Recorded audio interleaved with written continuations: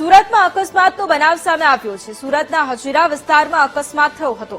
Dumper અને Arcelor Mittal કંપનીની બસનો અકસ્માત સર્જાયો હતો। એક વ્યક્તિને ગંભીર ઇજાઓ થતા મૃત્યુ પામી છે। 25 થી વધુ લોકો છે કે જેમને ઇજાઓ પહોંચી છે। બસમાં 50 થી વધુ લોકો સવાર હતા।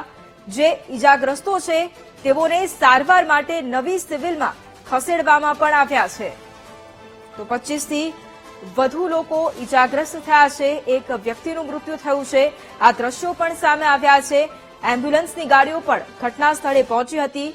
તમામ જે ઇજાગ્રસ્તો છે કે જેમને સિવિલમાં સારવાર હેઠળ લઈ જવામાં આવ્યા છે। સુરતના હજીરા વિસ્તારમાં અકસ્માતનો આ બનાવ કે જ્યાં ડમ્પર અને આર્સેલર મિત્તલ કંપનીની બસનો અકસ્માત સર્જાયો, જેમાં એક વ્યક્તિને ગંભીર ઇજા પહોંચતા મૃત્યુ થયું છે, જ્યારે 25 થી વધુ લોકોને નાની મોટી ઇજાઓ પણ પહોંચી છે। બસમાં લગભગ 50 થી વધુ લોકો સવાર હતા। જે ઇજાગ્રસ્તો છે તેમને નવી સિવિલમાં સારવાર માટે ખસેડાયા છે।